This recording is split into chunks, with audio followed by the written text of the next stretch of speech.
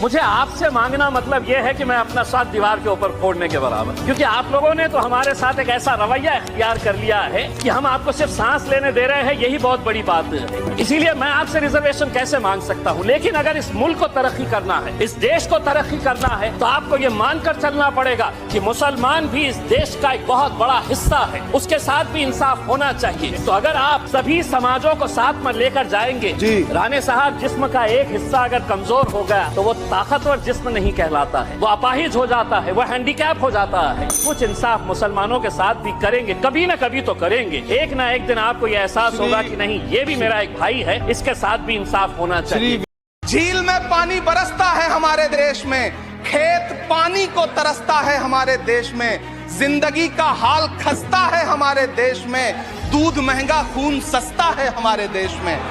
Ma'am, वो जहर देता तो सबकी नजर में आ जाता, सो ये किया कि हमें वक्त पर दवाएं न दी। सभापति महोदय, के महान बादशाह सिकंदर ने जब यूनान फतेह किया तो जीत का जश्न मनाने के लिए शहर की सड़कों पर निकला, तो उसने देखा कि पूरा शहर तो जश्न मना रहा है, एक फकीर सड़क के किनारे चादर तान के सो रहा है। सिकंदर को गुस्सा आया, घोड़े से उतरा, उस फकीर के पास गया और उसे सोता देख करके उसे जोर की एक लात मारी और लात मार के कहा कि क्यों रे फकीर, मैंने यूनान फतेह कर लिया, लोग जश्न मना रहे हैं और तू सो रहा है। उस फकीर ने उन्हीं आंखों से सिकंदर को देखा और देख करके कहा कि शहर जीतना बादशाहों का काम है, लेकिन लात मारना तो गधे का काम है। हुकूमत इस कदर आवाम पर एहसान करती है, ये आंखें छीनती है और चश्मे। सभापति महोदय, अशफाकुल्लाह खान जब फैजाबाद की जेल में फांसी के फंदे पर झूल रहे थे तो इसी देश की जमीन के लिए झूल रहे थे ना।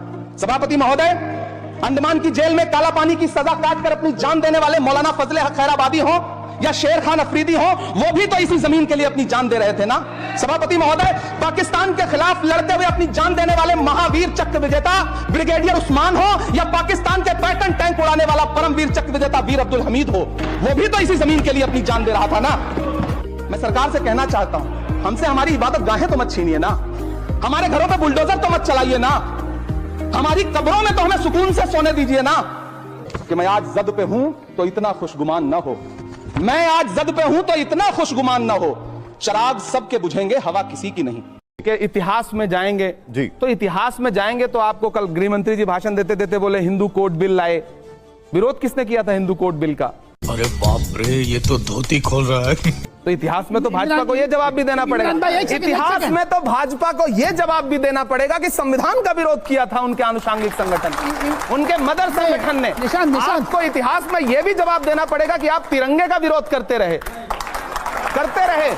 मेरा एक शेर है, मेरी एक नज्म है, उसका एक शेर है, उसके एक बंद है, इरशाद कि जिन्हें तिरंगे से नफरत है अपना झंडा प्यारा है, गांधी का कातिल अब भी जिनकी आंखों का तारा है, शर्मनाक इतिहास है जिनका अंग्रेजों से यारी का, वो अब हमको बांट रहे हैं सर्टिफिकेट गद्दारी का।